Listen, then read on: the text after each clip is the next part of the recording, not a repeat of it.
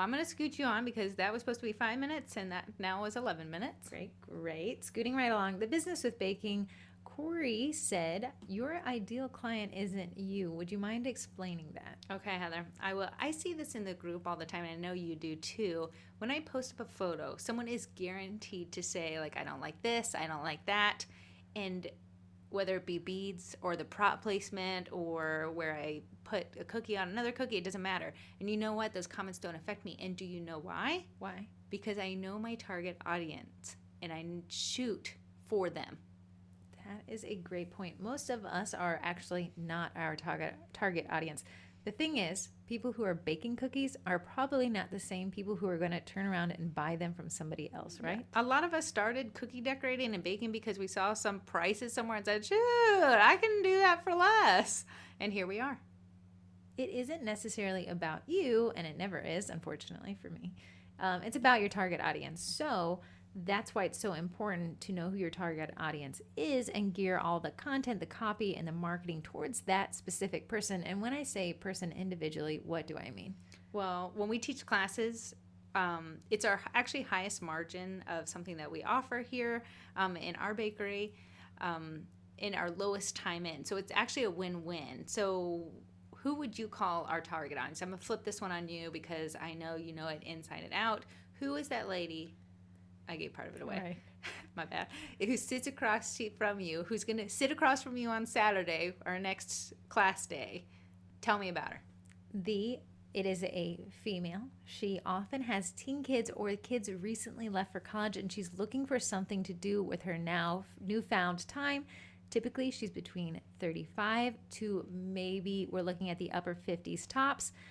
She either works a day job or she is recently retired. Again, looking for something to do with her time, with her hands, and she loves being outside of the house. So it's somebody who's typically on a Saturday looking around for something to do. And that is who we write every piece of our marketing material to. And why? Because that is our target audience. That is the person who's willing to reach into their purse, pull out money, and take a class with us. I know that you probably could say, and I'm throwing this totally on Heather, like, Heather, what about everyone has a mouth? Everyone's my target audience. Exactly. I think we've put on now, dare I say, 40 classes, and we've had about 5 men.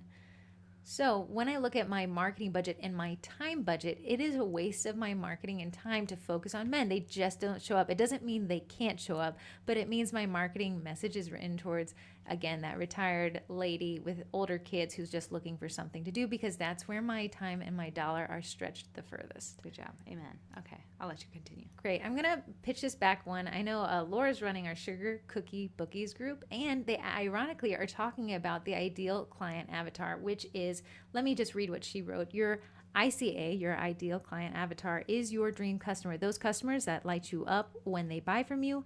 They're those customers that appreciate what you do and what you offer. They do not balk at your prices because they understand why your prices are what they are, and they understand the work that is behind your products.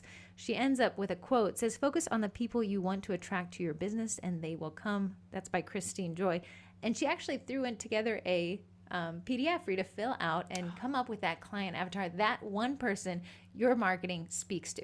And I want to just add this too. Sometimes I'll take a bunch of photos. Heather knows probably I take 40 photos each time I do a scene setup.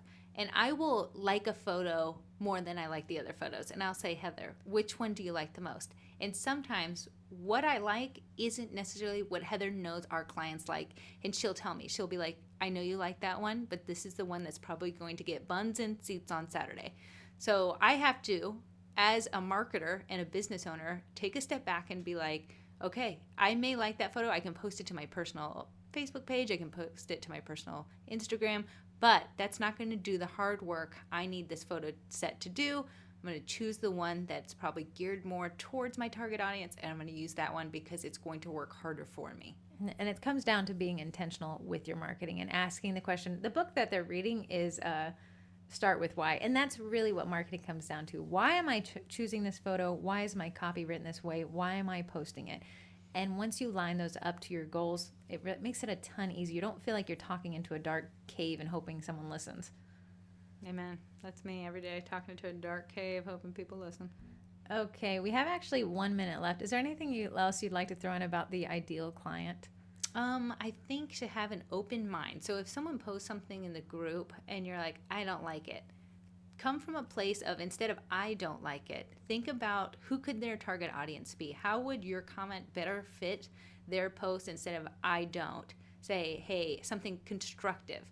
So whether it be like, I would say the glare, or hey, is your target audience 12? Because this looks like Copy written to get a 12-year-old, which, hey, is your 12-year-old have money? I don't know. Maybe they do now. They all have iPhones.